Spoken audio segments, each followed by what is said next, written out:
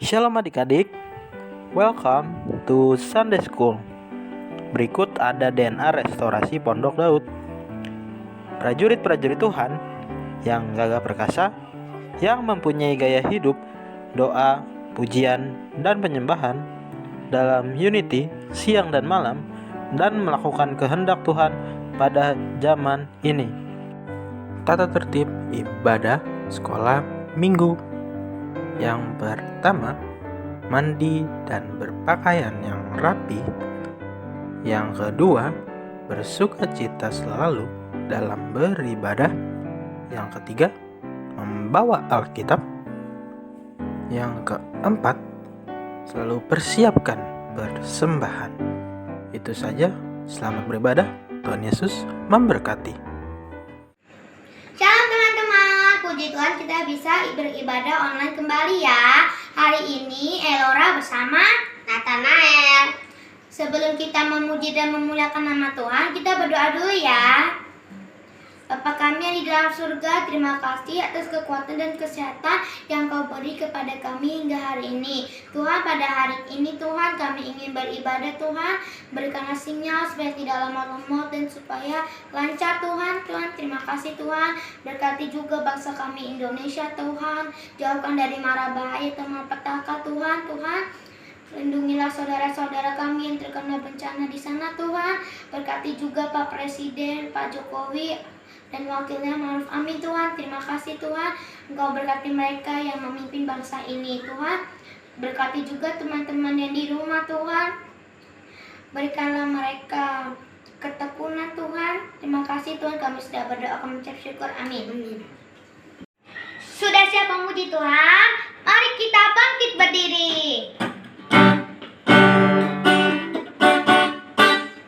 Biarpun gunung-gunung beranjak dan bukit-bukit pun bergoyang, namun kasih setiamu tak akan beranjak dariku. Biarpun gunung-gunung beranjak dan bukit-bukit pun bergoyang,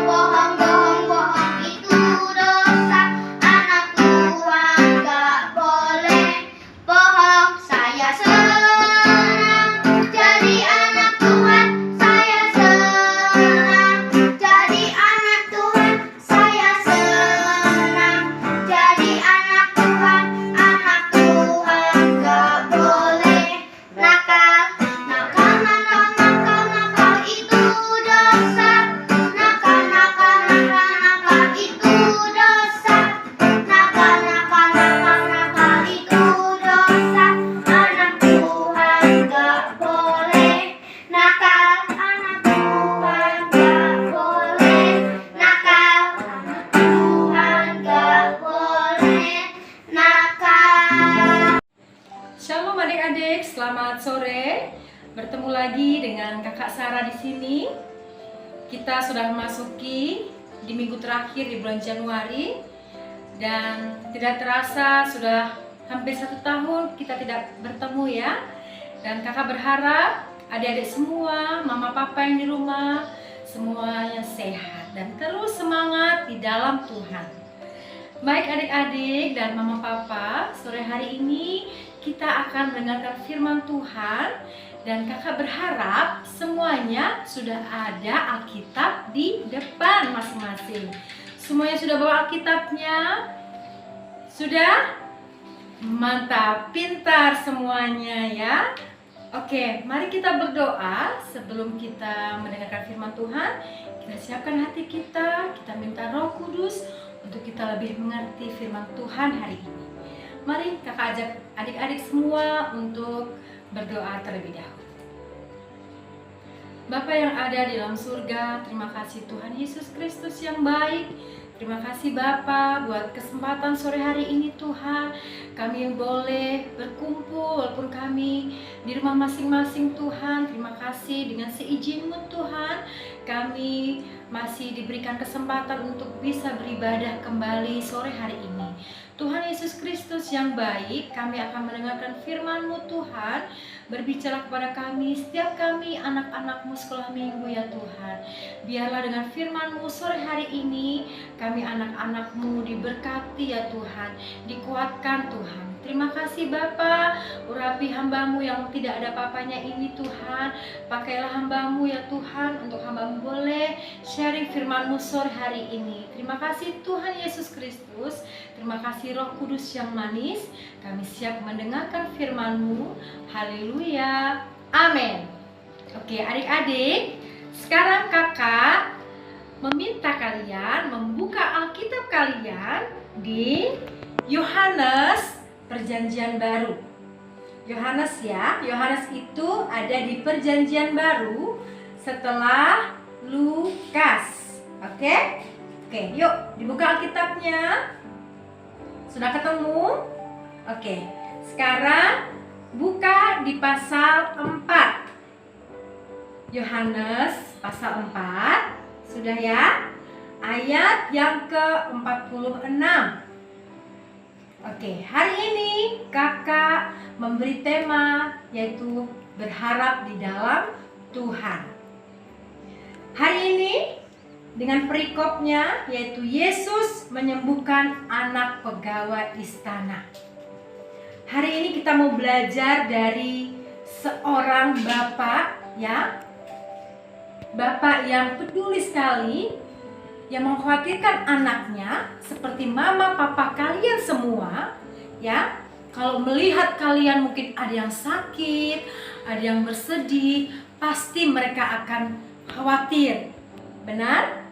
Nah, sekarang di sini kita akan belajar tentang pegawai istana. Mari kita baca ya dari ayat 46. Maka Yesus kembali lagi ke Kana di Galilea, di mana ia membuat air menjadi anggur, dan di Kapernaum ada seorang pegawai istana. Pegawai istana itu apa ya?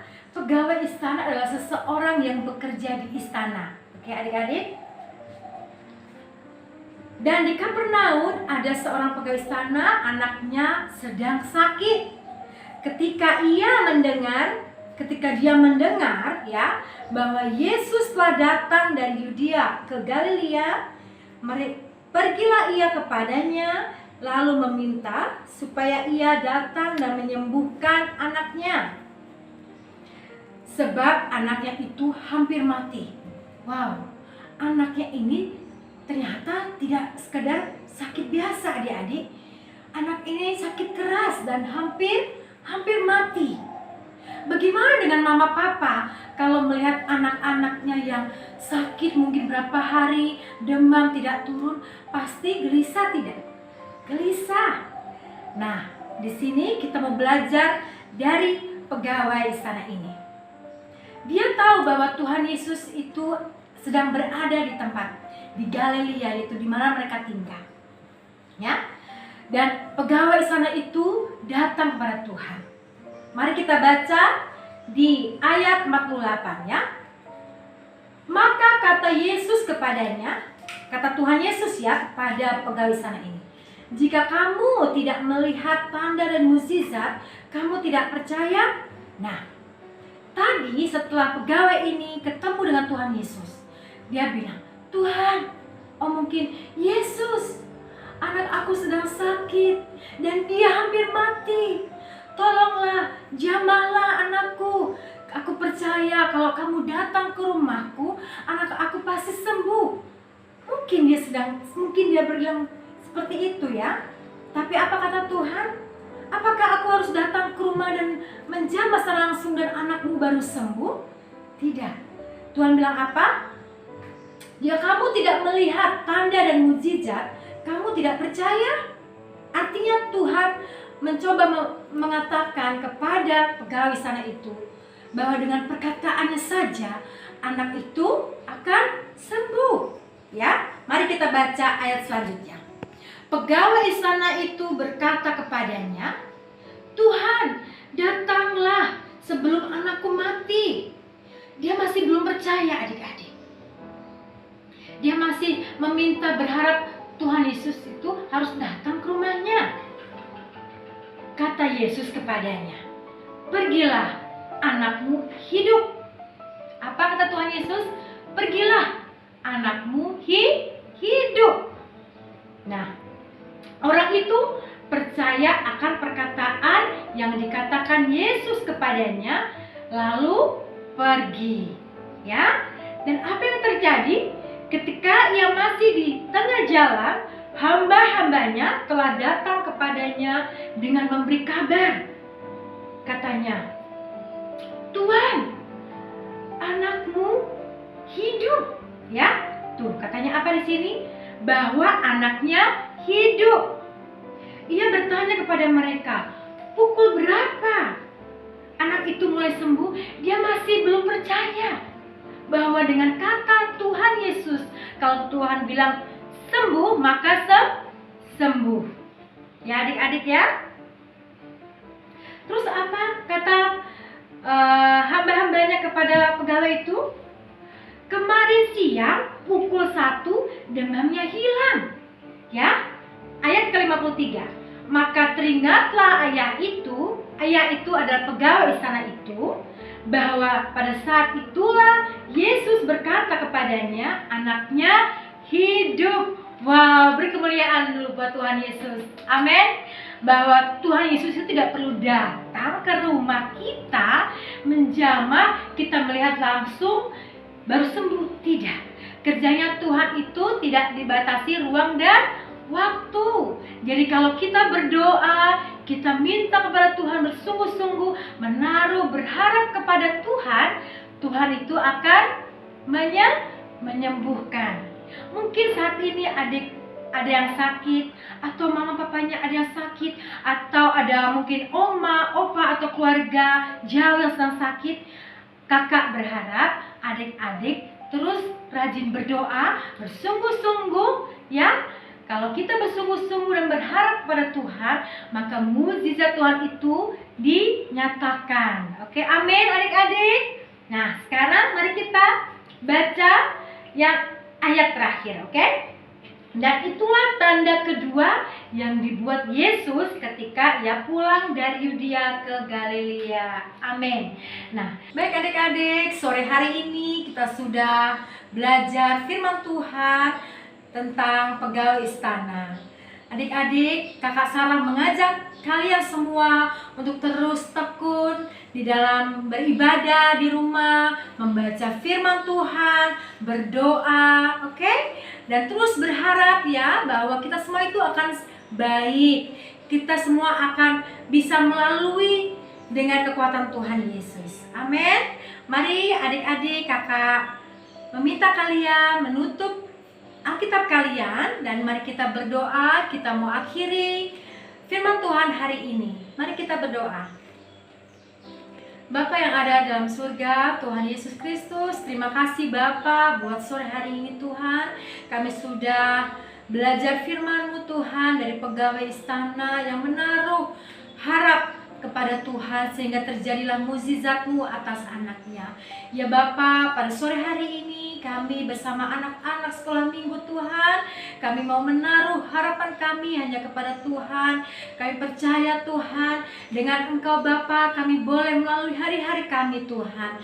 Tuhan, berkati setiap anak-anak-Mu ini Tuhan Yesus. Berkati orang tua kami ya Bapa. Berkati sekolah kami ya Tuhan. Kami tahu Tuhan, hari-hari ini Tuhan, kami harus belajar untuk sabar Tuhan. Kami harus belajar untuk terus tekun Tuhan di dalam Engkau. Bapa, Engkaulah kekuatan kami ya Tuhan, dan kami mau menaruh semuanya hanya kepada Tuhan Yesus saja.